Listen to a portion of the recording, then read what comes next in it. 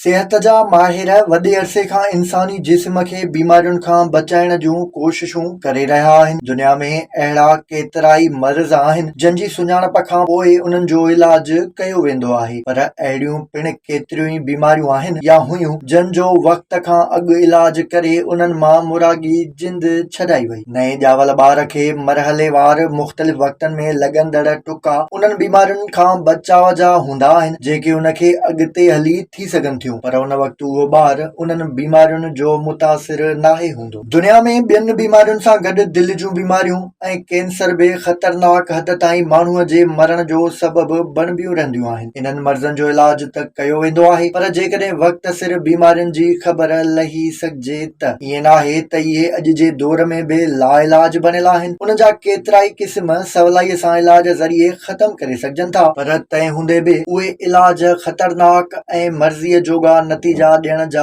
पक्का रस्ता नाहिनि हूंदा। इहो ई सबबु आहे त डॉक्टर उन्हनि समेत केतिरियुनि ई बीमारियुनि में इलाज त कंदा आहिनि, पर इहो बि चयो वेंदो आहे त इन सां बीमारी ख़तम त थी सघे थी, पर कंहिं वक़्तु बि कुझु बि थी सघे थो। इन लाइ मरीज़ जे माइटनि खे तयारु रहणो पवंदो आहे। पर हाणे सिहत जी दुनिया में हिकु वॾी अॻभराई थी आहे, जंहिं तहत तमामु जल्द कैंसर ऐं दिलि जी बीमारियुनि खे रोकण जे लाइ वैक्सीन अचण जो इम्कान वधी वियो आहे। बरतानवी अख़बार मूजिबि कैंसर ऐं दिलि जी बीमारियुनि खां बचाइण वारी वैक्सीन कुझु सालनि में तयारु करण जो इम्कान आहे। दवाऊं ठाहिण वारी कंपनी उमीद ज़ाहिर कई आहे त 2030 ताईं कैंसर ऐं दिलि जी बीमारियुनि जे ख़िलाफ़ मुदाफ़ियती क़ुवत पैदा करण वारी वैक्सीन मार्केट में अची वेंदी। रिपोर्ट में ॼाणायो वियो आहे त उन्हनि वैक्सीन्स जी तयारी गुज़िरियल 15 सालनि खां हलंदड़ आहे ऐं हिन वक़्तु अहिड़ी उमीद ज़ाहिर कई वई आहे। हाणे इहो सवलाईअ सां सोचे सघिजे थो त इहा वैक्सीन अचण खां पोइ केर बि माण्हू कंहिं बि वक़्तु वैक्सीन कराइण खां पोइ दिलि जे दौरे, दिलि जी बीमारियुनि ऐं कैंसर खां महफ़ूज़